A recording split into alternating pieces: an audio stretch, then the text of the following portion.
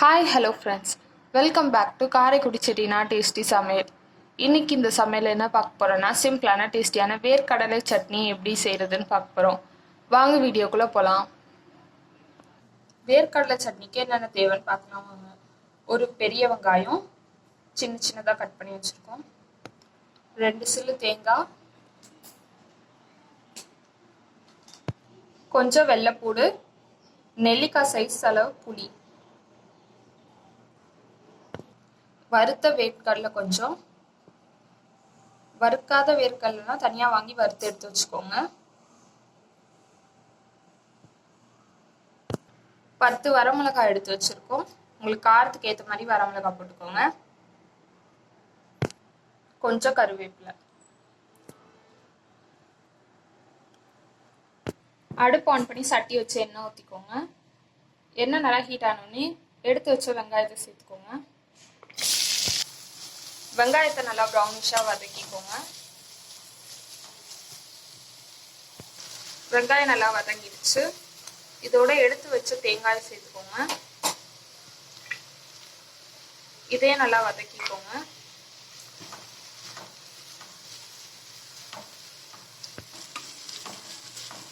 இப்போ எடுத்து வச்ச புளியும் வெள்ளைப்பூடியும் சேர்த்துக்கோங்க. இதே நல்லா வதக்கிக்கோங்க.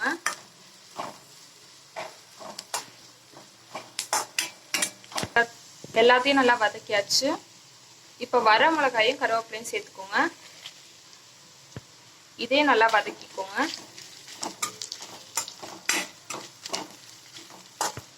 இதோட தேவையான அளவு உப்பு சேர்த்துக்கோங்க. இது எல்லாத்தையும் நல்லா சேர்த்து வதக்கிக்கோங்க.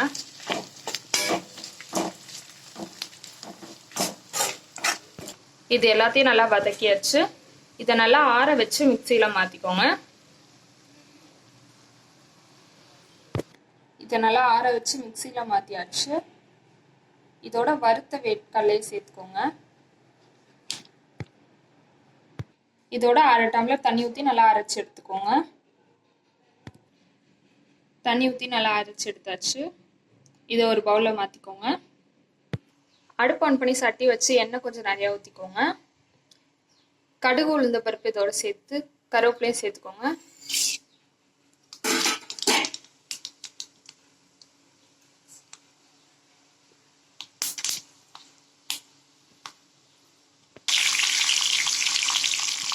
இதை சட்னி வச்ச பவுலில் சேர்த்துக்கோங்க. அவ்வளோதான், சிம்பிளான டேஸ்டியான வேர்க்கடலை சட்னி ரெடி. இந்த வீடியோ உங்களுக்கு பிடிச்சிருந்துச்சுன்னா லைக் பண்ணுங்கள், ஷேர் பண்ணுங்கள், கமெண்ட் பண்ணுங்கள் அண்ட் மறக்காமல் சப்ஸ்கிரைப் பண்ணுங்கள். பக்கத்தில் இருக்க பெல் ஐக்கானையும் கிளிக் பண்ணுங்கள். அப்போ தான் நாங்கள் போடுற வீடியோ உங்களுக்கு உடனே நோட்டிஃபிகேஷனாக வரும்.